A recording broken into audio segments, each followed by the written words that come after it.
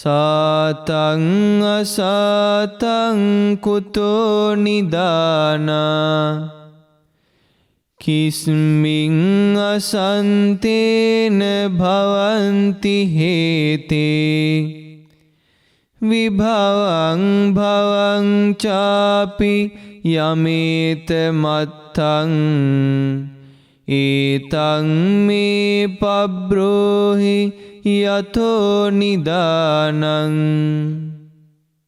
රසවත් නීරස දේවල් කොයි තැනින්ද හටගන්නේ කුමක් නැති වෙලා ගිය විට දෝමේවා නැතිවන්නේ නැති වෙන ඇති වෙන දොස ගැන පැවසූ යම් අරුතක් වෙද එය කීවේ කුමකට දැයි පහදා දෙනු මැන මාහට පස්ස නිදානං සාතං අසාතං පස්සේ අසන්තේන භවන්ති හේතේ විභවං භවං චාපි යමේත මත්තං ඒතං තේ පබ්‍රෝමි ඊතෝ නිදානං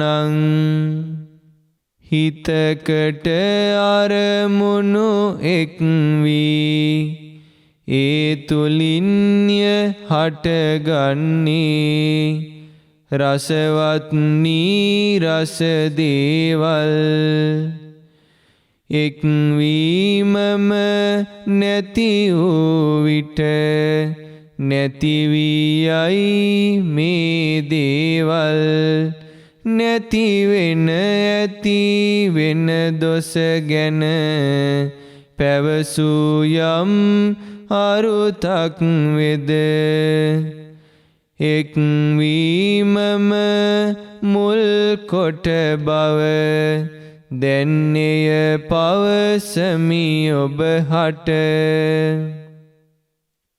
නමෝ බුද්ධාය. හැම දිනාටම තෙරුවන් සරණයි. අපගේ ගුරු දේවෝත්තම කල්යාණ මිත්‍ර පින්වත් ලොකු ස්වාමීන් වහන්සේට අප හැම දිනාගේ নমස්කාරය වේවා. සාදු සාදු සාදු. ශ්‍රද්ධාවන්ත පින්වත්නි, අපගේ සම්මා සම්බුදුරජාණන් වහන්සේ මේ ලෝකේ මනුෂ්‍යයන් දෙවියන්ගේ සිත්වල ගැඹුරින්ම සිදුවෙන ක්‍රියාවලිය හේතුඵල ධර්මතාවය වශයෙන් අවබෝධ කරගත්තා. ඒ අවබෝධ කරගෙන බුදුරජාණන් වහන්සේ ඒ පිළිබඳව නොයෙක් අවස්ථාවලදී කියලා දීපු ධර්මයේ තමයි අපිට ඒ උතුම් බුද්ධ දේශනාව වශයෙන් අද ඉගෙන ගන්නට අවස්ථාව ලැබිලා තියෙන්නේ. බුදුරජාණන් වහන්සේගේ ධර්මය උන්වහන්සේගේ ලය මඩලෙහි උපන්නේ උන්වහන්සේ තුල ඇති වුණ සර්වඥතා ඥානය සමග ඒ අවබෝධ ඥානය සමගයි. ඉතින් ඒ අපි ධර්මය ඉගෙන ගන්නවා කියලා කියන්නේ බුදුරජාණන් වහන්සේගේ අවබෝධය ගැනයි අපි ඉගෙන ගන්නෙ. බුදුරජාණන් වහන්සේ යමක් අවබෝධ කළාද ඒ අවබෝධ කරගත්තු දේ තමයි අපි ඉගෙනගෙන අපේ ජීවිතයට ඒ ධර්මයේ ගලපලා නුවණින් විමසලා ඒ ධර්මයේ තුලින් අපේ ජීවිතයට සැනසීමක් උදා කරගන්නට අපි කල්පනා කරන්නේ භාගතුන් වහන්සේගේ ධර්මය. ඒක උන්වහන්සේගේ ජීවිතය තුළ පිහිටලා තිබිච්ච දෙයක්. ඒ වගේම ඒ ධර්මය අවබෝධ කරගත්තු ශ්‍රාවකයන් තුලත් ඒ ධර්මයේ තුල පිහිටපු ජීවිතයක් තිබුණා. ඒක තමයි ධර්මයේ ජීවිතේ කැප කරපු, ධර්මයේ තුල ජීවිතේ සකස් කරගත්තු, ධර්මයෙන් ජීවිතේ නිර්මාණය කරගත්තු ශ්‍රාවකයන්ගේ ස්වභාවය තමයි අපි ධර්මයේ වශයෙන් ඉගෙන ගන්නෙ. ඒ වගේම අපි මේ ධර්මයේ වශයෙන් පුරුදු කරන්නේ. ඒ නිසා භාගතුන් වහන්සේ මහා කරුණාවෙන් යුතුව දෙව් මිනිස් ලෝකයාට හිතසුව පිණිස දේශනා කරන්නට යෙදුන ඒ උතුම් බුද්ධ වචනයට අදාළ ඒ කලහ විවාද සූත්‍රයේ අටක වර්ගයේ ලස්සන කරුණු ටිකක් තමයි අපි ඉගෙන ගනිමින් සිටින්නේ. මේ කාරණාවලින් භාග්‍යතුන් වහන්සේ පෙන්වලා දුන්නේ මේ ජීවිත අභ්‍යන්තරයේ තියෙන කැළඹීම. ජීවිත අභ්‍යන්තරය තුළ සකස් වෙන දේ නිසා සංසාර ගමන සසර ගමනට ආයායිමත් වැටිලා සංසාර ගමන පෝෂණය වෙන්නේ කොහොමද කියන කරුණ. ඒ වගේම සසර දුකෙහි ස්වභාවය සකස් වෙන්නේ කොයි ආකාරයෙන්ද කියන කාරණාවයි භාග්‍යතුන් වහන්සේ මේ කරුණ වලින් අපිට පෙන්වා වදාළේ. ඉතින් ඒ නිසා අපි ඉගෙන ගත්තා බුදුරජාණන් වහන්සේ ඒ නිර්මිත සම්බුදුරජාණන් වහන්සේ විමසපු ප්‍රශ්නයන්ට ලබා දීපු පිළිතුරු කිහිපයක්. ඒකෙදී ඊළඟට ඒ අහනවා නිර්මිත බුදුරජාණන් වහන්සේ අහනවා සාතං අසාතංච කුතෝ නිදානා. දැන් අපි කලින් වතාවේ කිව්වා සාත අසාත මිහිරි අමිහිරි දේ ගැන. ඊළඟට නැවතත් අහනවා ඒ සාත අසාත එහෙම නැත්නම් මිහිරි අමිහිරි දේ හටගන්නේ කුමකින්ද? උපදින්නේ කුමකින්ද? කිස්මින් අසන්තේන භවಂತಿ ඒතේ. කුමක් නැති වුනහමද ඒ විදිහට සිද්ධ නොවෙන්නේ? ඒ විදිහට නොවන්නේ කොයි ආකාරයේ ඒ යමක් කොයි දෙයක් නැති වුනහමද එහෙම නොවෙන්නේ? එහෙම නැත්නම් ඒ ප්‍රියමනාප මිහිරි අමිහිරි ස්වභාවයන් නැති වෙන්නේ කොහොමද? විභවං භවං චාපි යමේත මත්තං. යම් අර්ථයක් හට ගැනීමත් නැතිවීමත් ගැන ප්‍රකාශ කරාද ඒ කරුණ නැවතත් අපිට කියලා දෙන්න කියලා ඒ නිර්මිත බුදුරජාණන් වහන්සේ ඇහුවා. ඒ වෙලාවේදී බුදුරජාණන් වහන්සේ දේශනා කරනවා පස්ස නිදානං සාතං අසාතං. ස්පර්ශය හට ගැනීමෙනුයි අමිහිරි මිහිරි කියන මේ දෙක හටගන්නේ. පස්සේ අසන්තේන භවಂತಿ හේතේ. ස්පර්ශය නැතිවීමෙන් මිහිරි හෝ අමිහිරි කියන කරුණ වෙන් කිරීමක් නැති වෙලා යනවා. විභවං භවං චාපි යමේත මත්තං. යම් අර්ථයකින් හට ගැනීමත් නැතිවීමත් ගැන කිව්වනම් ඒතං තේ පබ්‍රෝමි ඊතෝ නිදානං. ඒ සියල්ලම හටගන්නේ ස්පර්ශේ ප්‍රත්‍යයෙන්. එතකොට බලන්න දැන් අපි අහලා තියෙනවා භාග්‍යතුන් වහන්සේ දේශනා කළා තියෙනවා මේ ලෝකයේ සියල්ලම ස්පර්ශ ප්‍රත්‍යයෙන් හටගන්නවා. ලෝකය කියලා කිව්වම අපිට මතක් වෙන්නේ බාහිර පෘථුවිය නම් බාහිර ස්වභාවය නම් ඒක ලෝකය කියන කරුණේ අර්ථයෙන් විවහාර මාත්‍රයක් පමණයි. ඒ වගේම ජීවිත අර්ථයත් සමග භාග්‍යතුන් වහන්සේ ධර්මයේ පිළිබඳව දේශනා කරනකොට ලෝකය කියලා කියන්නේ බඹයක් පමණ වූ මේ අස්කන්නාසාදී ඉඳුරන්ගෙන් යුක්ත මේ ජීවිතේට. මේ ජීවිතය තුළ තමයි සියල්ලම හටගන්නේ සියල්ලම නැති වෙන්නේ. බුදුරජාණන් වහන්සේ දේශනා කරනවා ලෝකය කියලා ඒ එක්තරා අවස්ථාවක රෝහිතස්ස කියන දිව්‍ය පුත්‍රයාට මේ ලෝකයේ කෙලවරට නොගිහින් ලෝකය අවබෝධ කරන්නත් බෑ. මොකද්ද ලෝකයේ කෙලවරට යාම කියලා කියන්නේ? ඇසත් රූපයත් ඇසේ ස්පර්ශයත් ඇසේ හටගන්න විඥානයත් මේ ආකාරයෙන් යම්තාක් මේ ඇසේ ස්පර්ශයෙන් ඇතිවෙනා වූ යම්තාක් ක්‍රියාවන් නැද්ද? ඒ ක්‍රියාවන් සියල්ලම අවබෝධ කිරීම ලෝකේ කෙලවරටම යාමයි. ඒ සියල්ලෙන්ම නිදහස් වීම ලෝකෙන් නිදහස් වීමයි කියලා භාග්‍යතුන් වහන්සේ වදාලා.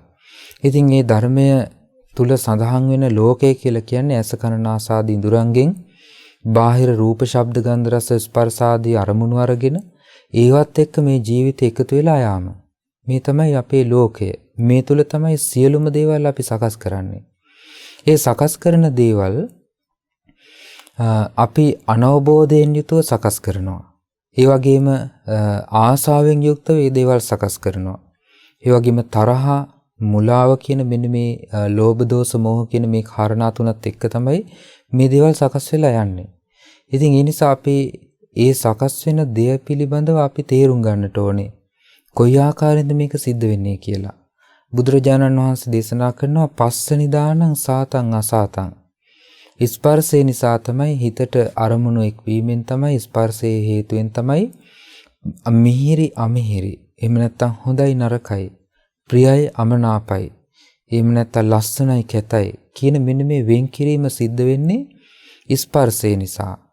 ඊළඟට චන්දෝන් ලෝකස්මින් කුතෝ නිදානං කියලා ඇහුවනේ.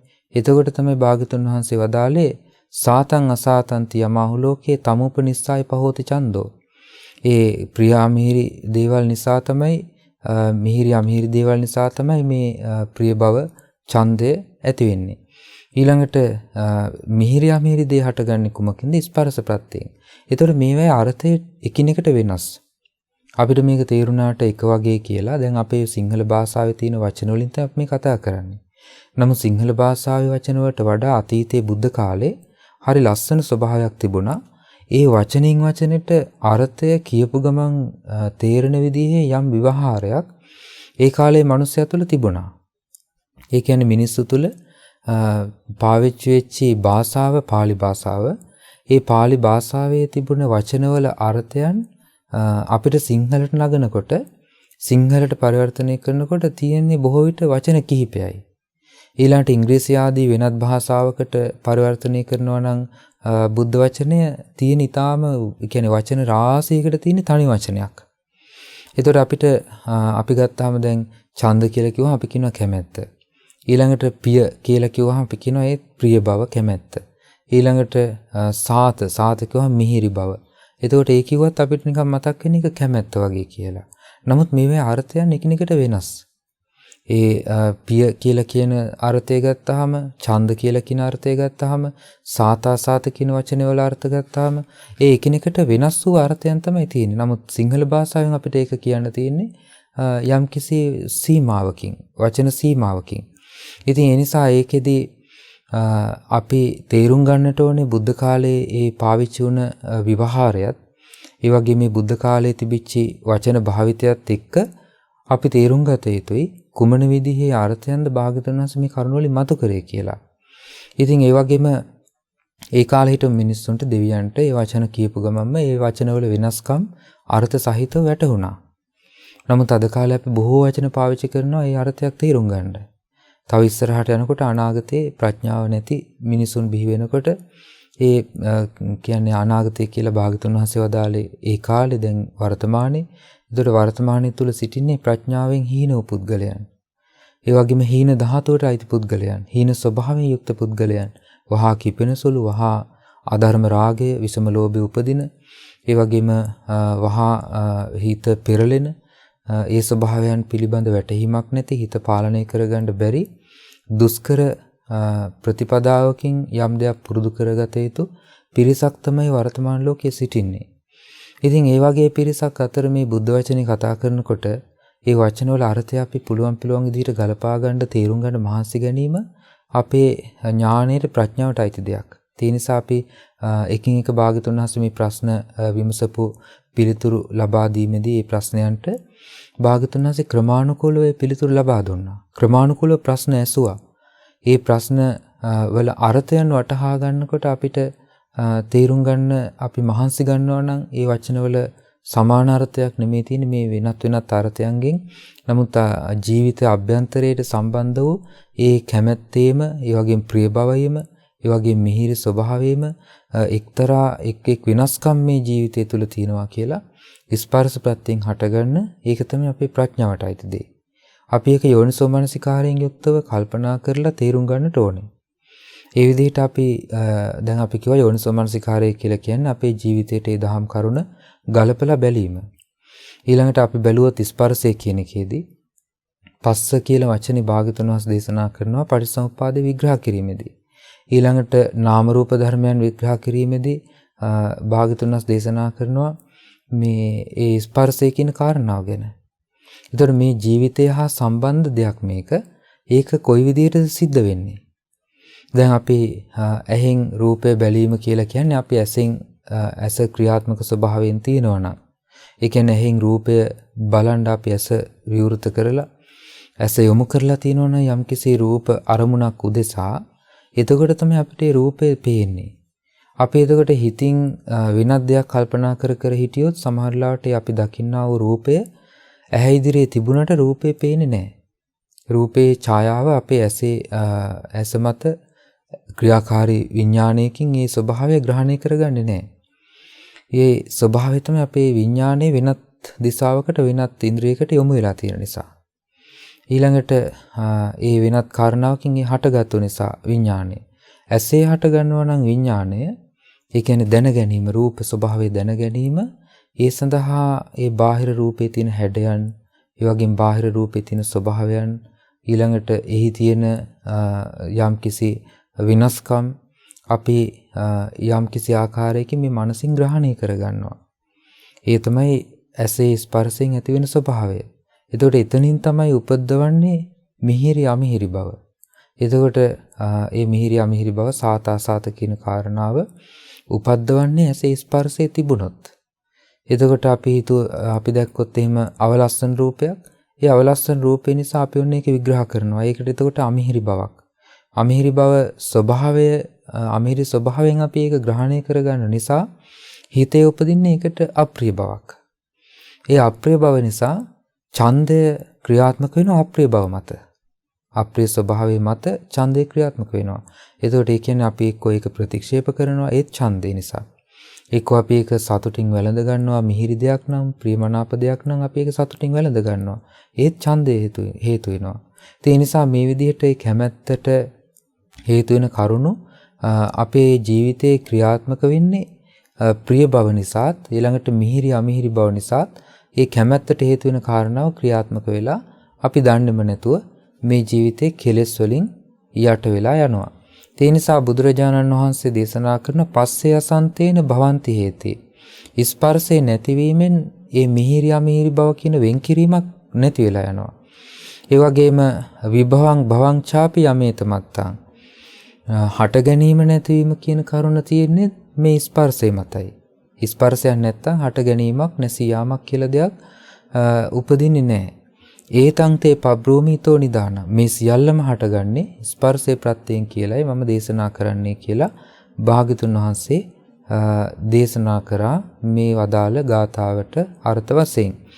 එතකොට අපි අපේ ජීවිතයේ පින්වත්නි මේ ලෝකේ සිහියක් නැත්තම් මිනිස්සෙකුට ජීවිතය තුළ හටගන්න මේ ස්පර්ශය හඳුනා ගන්න පුළුවන්කමක් ලැබෙන්නේ නැහැ. ඒ වගේම ජීවිතය ගැන නුවණක් පාවිච්චි කරන්නේ නැත්නම්, අවධානයක් යොමු කරන්නේ නැත්නම් මේ ජීවිතය සම්බන්ධව මේ ජීවිතයේ ස්පර්ශයෙන් මේ සියල්ල නිරුද්ධ වී යනවා. එහෙම නැත්නම් ස්පර්ශය වෙනස් වෙනවා මොහොතක් පාසා කියලා අවබෝධයක් උපදවා ගන්න ක්‍රමයක් නැහැ. ඒ නිසා සිහියත් නුවණත් බලවත් කිරීමෙන්මයි මේ කරුණ අපිට වටහා ගන්නට තිබෙන්නේ. ඔබේ ජීවිතය තුළ සිහිය දියුණු කරගන්න නම් මේ කය යථා ස්වභාවය පිළිබඳ නුවණින් විමසන කායानुපස්සනාව වැඩි යුතුයි. ඒ වගේම සිහිය දියුණු කරගන්න විදීම් පිළිබඳව වේදනානුපස්සනාව වැඩි යුතුයි. ඊළඟ චිත්තානුපස්සනාව වැඩි යුතුයි. ධම්මානුපස්සනාව වැඩි යුතුයි.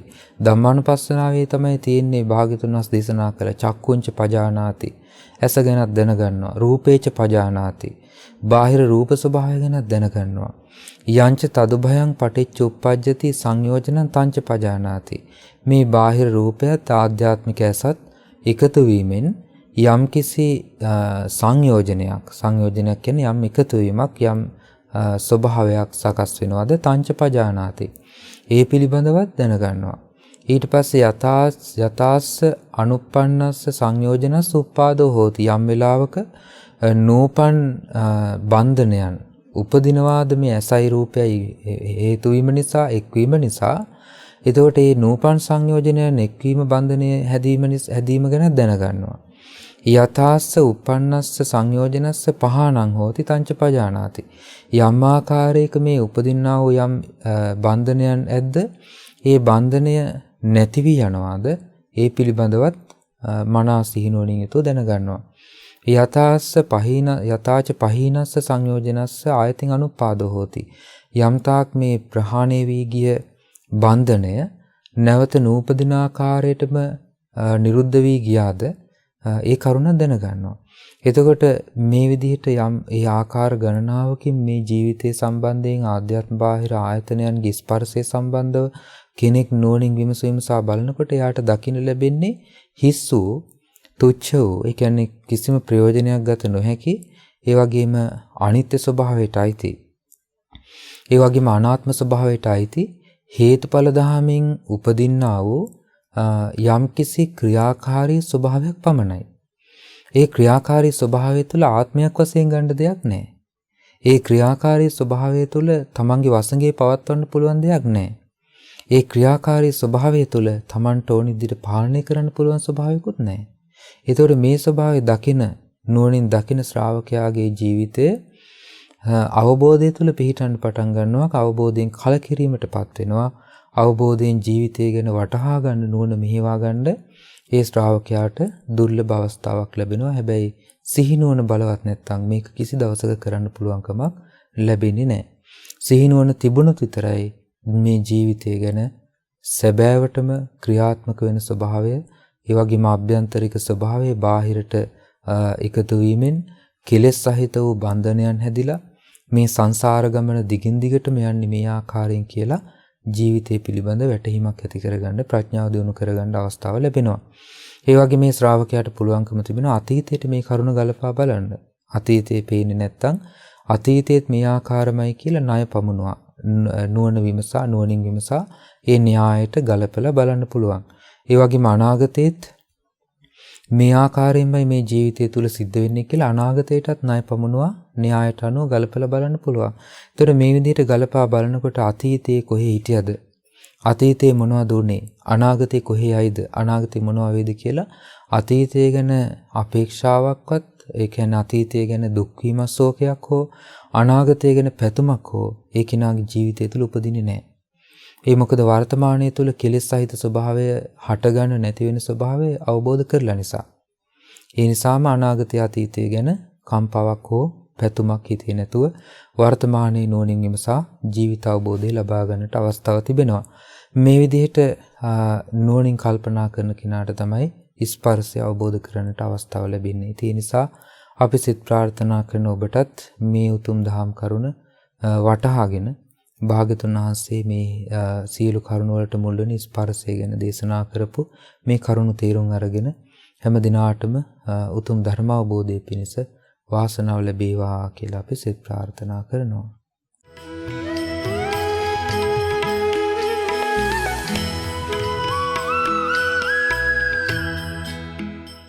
අද දවසේදී මේ උතුම් සදහම් වැඩසටහන සඳහා දායකත්වයෙන් දරන්නේ එංගලන්තයේ පදිංචි පින්වත් සමන්ති මහත්මිය, සුරේන් හෙට්ටිආරච්චි මහතා සහ විකුම් පුතණුවන් විසින් රැස් කරගත් සියලු පුණ්‍ය ධර්මයන් සියලු දෙවියෝ අනුමෝදන් වෙත්වා. දෙවියන්ගේ ධාර්මික රැකවරණයේ ආශිර්වාදයේ හැම දිනාටම සැලසෙත්වා. සියලු දෙවියෝ උතුම් ධර්ම අවබෝධයෙන් සැනසෙත්වා. කල්යාණ මිත්‍ර ගුරු දේවෝත්තම පින්වත් ලොකු ස්වාමීන් වහන්සේට රැස් කරගත් සියලු පින් අනුමෝදන් වෙත්වා. නිදුක් වේවා, නිරෝගී වේවා, සුවපත් වේවා. උතුම් ධර්ම අවබෝධයේ පිණිස මේ සියලු පින් උපකාර වේවා. මේ පරිලෝකීය උබේරත්න හෙට්ටිආරච්චි මහතා ඇතුළේ දෙපාර්ශ්වයේම මේ පරිලෝකීය සියලු ඥාතීන්ට මේ පින් අනුමෝදන් වෙත්වා. ඒ අයගේ පරිලෝක ජීවිත සැපවත් වේවා, සුවපත් වේවා. සංසාර දුකින් අත මිදෙත්වා. සුජීවත්ව සිටින දිනගම ආරච්චි මහතාට සහ මහත්මියටත්, ඉන්ද්‍රාණි මණිකේ මහත්මියටත්, ඒ සමන්ති හෙට්ටිආරච්චි මහත්මිය, සුරේන් හෙට්ටිආරච්චි මහත්මයා, විකුම් පුතණුවන් ඇතුළේ පවුලේ සියලු දෙනාටමත් මේ පින් අනුමෝදන් වෙත්වා. නිදුක් වේවා, නිරෝගී වේවා, සුවපත් වේවා. උතුම් ධර්ම අවබෝධයේ පිණිස මේ සියලු පින් උපකාර වේවා. මහමෙවුනා වාසී සියලු මහා සංඝරත්නයටත්, අනුගාරිකා මෑණියන් වහන්සේලාටත්, පැවිදි අපේක්ෂක දරුවන්ටත්, ශ්‍රද්ධා කාර්ය මණ්ඩලයේ සියලු පින්වතුන්ට, ශ්‍රද්ධා මාසික ධර්ම දාන සමාජිකත්වයේ දරන සියලු පින්වතුන්ටත් මේ පින් අනුමෝදන් වෙත්වා. හැම දිනම නිදුක් වේවා, නිරෝගී වේවා, සුවපත් වේවා. උතුම් ධර්ම අවබෝධයේ පිණිස රැස් කළ සියලු පින් උපකාර වේවා. හැම දිනාටම තෙරුවන් සරණයි. නමෝ බුද්ධාය. මෙවැනි වටිනා ධර්මදේශනා නැරඹීමට ශ්‍රද්ධා YouTube චැනලය සබ්ස්ක්‍රයිබ් කර සීනුව ලකුණ ඔබන්න.